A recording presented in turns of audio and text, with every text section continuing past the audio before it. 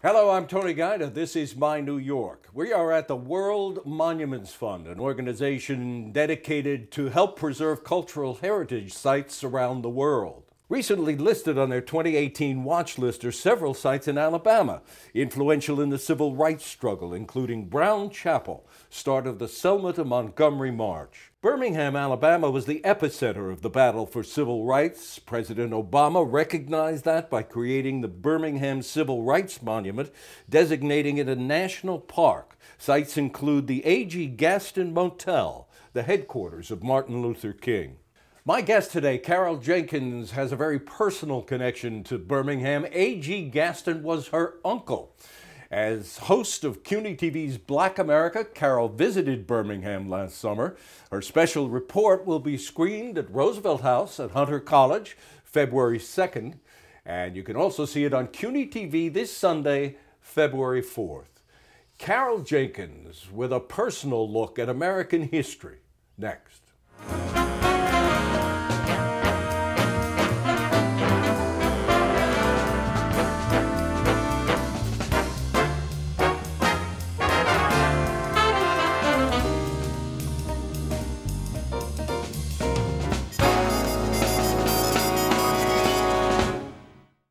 What a delight to welcome my old friend Carol Jenkins back to the program. Good to see you. Thank you, Tony. It's great to be back. I love your show. Well, thank you. I love yours too. And I love the special report you did on Birmingham. It was extraordinary. And I guess the catalyst, obviously, was what President Obama did on, what, the third day before he left office? Before he left. We were waiting anxiously. If you could imagine the entire Birmingham, Alabama, I mean, so many people, the family, waiting to hear whether or not he was going to assign, this is President Obama, 3 days before he was leaving office, whether he was going to sign the executive order establishing the Birmingham Civil Rights Monument. And I get the sense that while Birmingham was on tenterhooks about this, and so many people were, I don't get the sense that this is very well known, that this happened. No, and I think it had been forgotten. But we were recently reminded, Birmingham, Alabama, and we're talking about 1963 for a lot of the action. That's when the dogs came out. That's when President Kennedy, I mean, so many horrible things that were portrayed on television.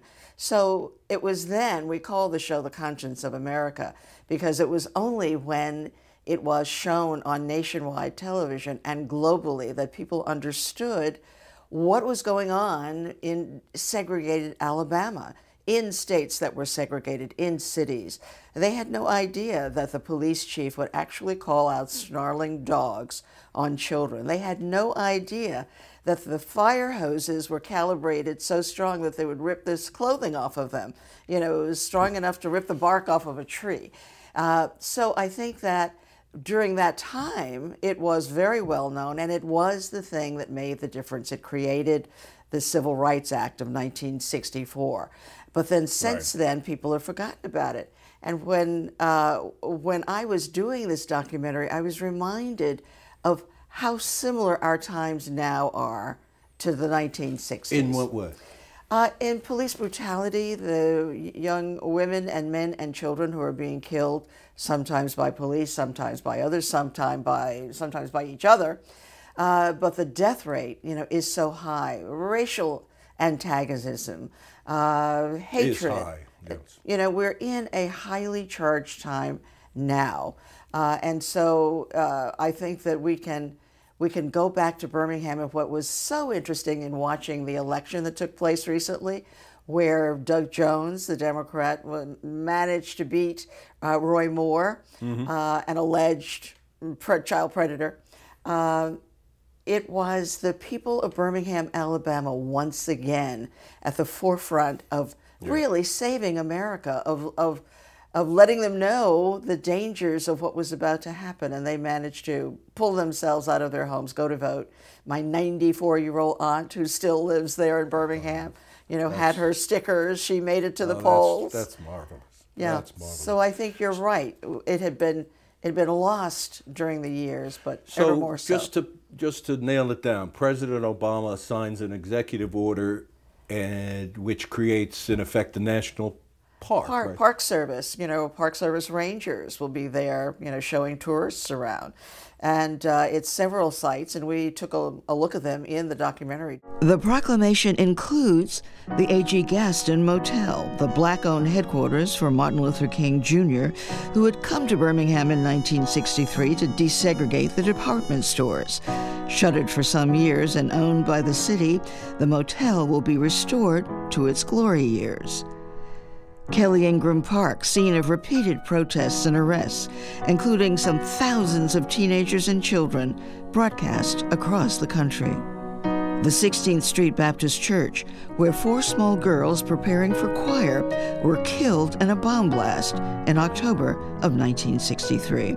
The Civil Rights Monument also includes the Birmingham Civil Rights Institute, repository of the artifacts and exhibits telling the story of the fight for civil rights in Alabama. Beyond that, the proclamation also includes Bethel Baptist Church, led by the Reverend Fred Shuttlesworth, the local minister and activist who as early as the 1950s orchestrated freedom rides and lunch counter sit-ins, and he was the one who invited King to Birmingham. There are many more than that, and at what stage is this monument, if we can call it that? Is it fully operational? Is it? Well, the motel is not, but we're hoping that in 2018 they will begin to stabilize the exterior surface of the motel. It's been vacant for 20 years, so stabilizing it and then beginning to plan for it. The Birmingham Civil Rights Institute has had thousands more people than ordinarily would visit them flowing through there. The 16th Street Baptist Church, people are lining up every Sunday to hear the sermons. Kelly Ingram Park, which has wonderful sculptures, from that time, honoring the 4 girls who were killed in the 16th Street Baptist Church. It was a bombing of a church with 4 girls getting ready for prayer. Right. They weren't even teenagers yet, were they? No, they were 11, 12 years old. It's and in the documentary we use clips from both Condoleezza Rice and Angela Davis, 2 daughters of Birmingham. Couldn't be more dissimilar for sure. both from Birmingham. But both knew the girls who were killed and whose parents all were friends, and it was just a devastating, really, cruel act. And the fact that Doug Jones, who prosecuted one of the instigators of that crime, won the Senate race, was just another bringing justice to Birmingham. You talked a little bit already about going back and visiting these sites specifically, but you were a regular visitor to Birmingham, and your uncle. I wonder, was there some different feeling, different thought you had in doing this documentary, visiting those specific sites, the church and of course, the motel? Sure. Well, it's, we were there several times, actually. The first time they opened the gates of the motel was much earlier, and when we walked through those gates, my heart, because as a child, I spent time there. I mean, now, and I've told you, we've been friends for a long time, but I told you, when people say, well, weren't you impressed by your uncle? And I said, we have a huge family. Nobody paid him any attention. It was only when my daughter and I wrote the book, Black Titan, A.G. Gaston and the Making of a Black American Millionaire, when we started doing the research, and we said, this is astounding. We gave him newfound respect. But the way all of this started, another one of those moments of wow, was when the National Historic Trust placed the A.G. Gaston Motel right next to the Grand Canyon as sites that needed to be restored and preserved. Sure. And that was sort of the beginning of this whole area. So it was the motel, it was the linchpin for creating the Birmingham Monument. But when we saw that, we were truly amazed. A.G. Gaston, Uncle Arthur. Uncle Arthur. What an amazing man he was, coming up from a background of slavery to becoming a titan, as you and your daughter write about in that book, a multimillionaire with all kinds of businesses. I mean, I mean, I was astounded by the number of businesses. Yeah, he had 10 or 12 major, including insurance and banking and construction, radio stations, a drugstore. Drugstore. I mean, he truly, his philosophy of business was fill a need and fill it, find a need and fill it. And the black citizens of Birmingham, Alabama had many, many needs that were not being addressed. And so he succeeded. And we often say, and others, historians have noted too, that probably it was the only place in the midst of segregation that a black businessman who was really smart and really observant of what the needs were, that person could succeed because... Certain irony in that. Right, he had a captive audience, right? And when integration came along, his businesses began to subside in their major success. The motel is a very important location in the civil rights history of Birmingham and this country. Talk a little bit, I mean, it was Martin Luther King's headquarters when he was in Birmingham, right. Room 30. Room 30, right, bombed, right, too. Well, my aunt and uncle who traveled extensively, you know, they went to Russia, they went all over the world and had wonderful times, but until desegregation, even though my aunt and uncle were multimillionaires, could not walk through the front of any restaurant that wasn't a black restaurant. Yeah. The story of my uncle going to the back door of the Chinese restaurant because they wouldn't allow blacks through the front. And they had gone to a religious conference in England, and my uncle came up with this idea that there was going to be a major conference in Birmingham, and where were all of these people going to stay, and where were they going to eat? And so he came back and decided that he was going to open this motel, and it then became the social hub and the residential hub for Black America traveling through Alabama. I was charmed with your mention in the documentary. Colin Powell spent his honeymoon. Right, right. It was the place. You know, all of these great, the weddings, the children's events, the celebrities who came and played, Ike and Tina Turner, Ella Fitzgerald, all of these people who came through the South and had a luxurious place to perform and a place to stay. Your uncle, besides being this extraordinary man, this colossus astride Birmingham, Martin Luther King gets arrested, and he's in the Birmingham jail. And he writes what has become an historic letter, Martin Luther King's letter from the Birmingham jail. But who bailed him out? My uncle. My uncle bailed him out, much against, we might add, Martin Luther King Jr.'s wishes. Oh, really? Because he felt that it would be better for the movement if he stayed in. But President Kennedy had other ideas, and they told him to get him out. And so my uncle... So the request came from President Kennedy to your uncle. Right, right. And Harry Belafonte and the other civil rights activists were there as well, all working. But, you know, I mean, I often wonder, I said, what would have been the different course of the civil rights movement if my uncle had disobeyed the president and just left him? I'm not spending money on that guy. I know. But he also bailed out, you know, hundreds and hundreds of children who had been scooped up and taken to the stockyards, sitting out in the rain. They just didn't have enough jail space for everybody that Bull Connor arrested during that time. Well, it's a good time to hear from Arthur Gaston, Carol's uncle, about the reaction to his actions, like bailing out Dr. Martin Luther King.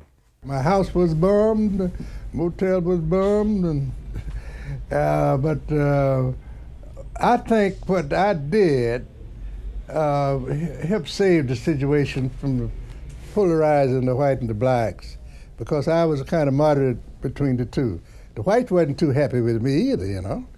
They say, yeah, I'm a radical. I had money and I was supporting these radicals over here, so they was giving me hell. And the black folks, they was giving me hell, said I was Uncle Tom because I was supporting the white. What an extraordinary man. And he lived to 104? He did, and planning and plotting until the very end. I visited him in the hospital towards the end of his life, and he had in his mind that the next thing that the black population in the United States needed was a black stock exchange. And he was trying to figure out how to put that together. We needed to invest in our own businesses and create wealth for ourselves. And it was always his great disappointment that he was not able to generate a groundswell of black entrepreneurs who would follow in his footsteps. First of all, it took extraordinary sacrifice. His 10 rules for success would tell you things like wear the same suit for 5 years, which most people, not even Tony Guida, would do. Thank you. So Thank you for that. Very hard advice to follow. But he was disappointed that it wasn't more widespread. A major influence on him was Booker T. Washington. In what sense did he learn from, what did he take from Booker T? Well, Booker T. Washington was an extremely controversial figure, W.E.B. Du Bois, and he had many, many arguments about the stance that black America should take. And many thought that Booker T. Washington put black citizens in too much of a subservient, obedient state. Do this, these menial tasks. Don't aspire to get above yourself. But my uncle, and remember, even when the Civil Rights Movement came, he was already in his 70s. He was often called an Uncle Tom, and I always say he was just a senior citizen. And he had lived a life where, when people would accuse him of being, oh, you're just a wealthy guy, and he would say, well, remember, I started working in the mines, for $1.85 a day or whatever. So I made my way in the world. I wasn't just born wealthy. I created every single penny of what we have here.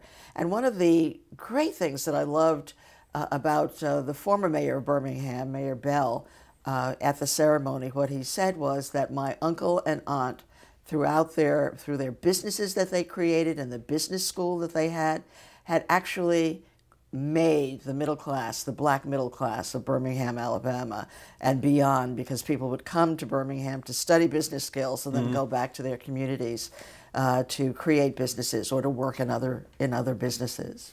We're talking with Carol Jenkins about her special report, an extraordinary 1 hour about Birmingham, called The Conscience of America, Birmingham's Fight for Civil Rights. It's a program on Carol's program, Black America, that you can see at Roosevelt House at Hunter College on February 2nd, Sunday, February 2nd, and it's also going to be shown on CUNY TV again this Sunday, February 4th. It's The Conscience of America, Birmingham's Fight for Civil Rights. Yeah, we're really excited that there's also going to be a talk back, and we have Brett Leggs at Roosevelt House that night, who is with the National Historic Trust, worked so hard to put the Birmingham Monument together, shepherded it from its beginning thought to the point that President Obama signed it, and is now in charge of a fund that's been created. It'll be a $25 million fund that will be used to restore other historic sites as well throughout the South. So it's really a movement to first of all acknowledge that these sites are worth preservation, and then letting people know what happened in these places. So that's exciting. And also Professor David Hodges from CUNY will be there talking about the historic element of segregation and the difference that 1963 and all of that made to our country. I'm wondering about your interview in the program with the Congresswoman, and among the things she says, she's referring to the horrible bombing at the 16th Street Baptist Church where the 4 young girls were killed. And the Congresswoman says to you that horrendous act was because of a system that was silent versus blatant, violent acts of hatred. Today, it is silent no more. And I'm wondering, is it really? I'm wondering, you were talking about the police shootings and the other killings of young black men earlier. It seems to me there's a silence, a pretty loud silence. Well, I mean, there's a lot more noise too, but yeah. Well, I think we had been silent, but I think the last year in this country has made has been very noisy, has been extremely vocal. Many people have been vocal about the sense of the taking away of so many rights. Every week we hear about gerrymandering and the immigrants being sent out. And I mean, it's just an extraordinary retraction of our rights that we believe that we fought so hard for in the 1960s. In fact, we start with the mother of Philando Castile, the young black man who was, shot. And when you look at that video of that point blank, putting a gun through the window of a car and shooting him that close, in his chest that many times and killing him, and then there being, virtually no punishment for that. His mother says, where are we? It's like we're back in the 1960s. Well, that's what I'm wondering about. I mean, obviously there have been outcries, and maybe, as you say, a whole community's been silent for too long. But even with the outcries and the revulsion, these episodes continue. They continue, but I think we've reached another level, and I think that, for instance, Birmingham now has a new mayor, 36 years old, Randall Woodfin, ousted the mayor who was in the documentary, who had been there for almost 10 years. New replacing old. And how did he do it? He did it by shaking 40,000 hands. Wow. This kid was, at 36, I call him a kid, out on the street, knocking on the door, shaking hands. And I think that that's the same kind of thing that happened when Doug Jones was elected senator, from Alabama, that the people were on the ground, grassroots, ordinary people making change. So the difference is that I feel that 2018 will see a groundswell shift in Congress, perhaps even the Senate. I think the House of Representatives for sure. There's so many people running for office because that's really the only way that you can change it, is if you change our government. That is step number one. You've got to get in and run for every single office, from school board to president, to make sure that people are in office who believe the same things that you believe about our country and our Constitution. The situation on the ground in Birmingham, just sociologically and economically, is not a pretty one, I would say, given what I learned from your program. Here we are almost 50 years later. Desegregation has happened. Black Americans can now go any place they want to go down there, but you have a city that's 200,000 people, I think you're saying. It's black essentially, people, right. It's all black people. Right, in Birmingham. In Birmingham. And the suburbs, all by and large, all white, which is not unusual in this country. But I wonder if it's how does that strike you, given everything Birmingham's been through? Well, Birmingham is a small town, and that was one of the surprises that the crew and so many people who go to Birmingham, all of this activity that we're talking about in 1963 was on like four corners, like one little block that would ultimately bring down segregation. And I think it was the mayor in this documentary who said that the people said, if you could break it in Birmingham, you could break it anywhere, because it was so entrenched. It was the meanest, baddest city of segregation in this country. So I think that what happened after that, because I was surprised to find, and that's probably why there was a change in the mayoralty, that such poverty, lack of decent housing. I think you say in the program, 30% of the population of Birmingham, the city, the 200,000, living in poverty. Right. So it replicates what has happened to so many urban environments across our country. I don't even want to say it's not cities, just town.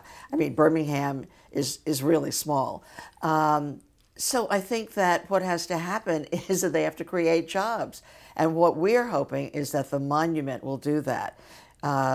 The area surrounding the monument, the church, the Civil Rights Institute, the motel, is desolate of black businesses. Where there used to be a thriving 4th Avenue black business, there's virtually nothing.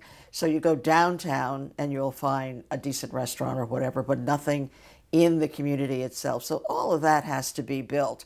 So it's a huge opportunity, but it means that the mayor, the city, has to approve and get going businesses that will support the monument. Birmingham and the new mayor could certainly use somebody like your uncle right about now. I know. There are some young entrepreneurs who are coming along, yeah, who are doing the same kinds of things. Well, I should mention and would give it a plug. I mean, there's so much of interest about this man, A.G. Gaston, your uncle. Get the book Black Titan that Carol and her daughter wrote. And how has it affected you, if at all, this trip to Birmingham and this program you've done? Knowing that you are a piece of American history. It's not black history. It's the history of this country.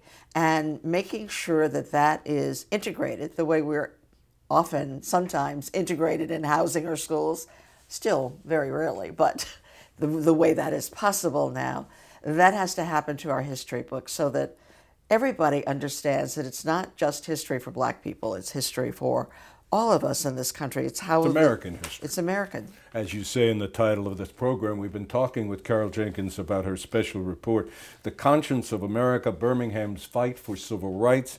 And it's going to be screened at Roosevelt House at Hunter College February 2nd. It'll also be on CUNY TV on this Sunday, February 4th. Look for that program. And Carol Jenkins, I can't tell you what an honor it is to have known you all these years and to be in the company of civil rights royalty. Thank you for being here. Well, thank you so much, Tony. Thanks for doing this. And thank you for watching. We will see you next time.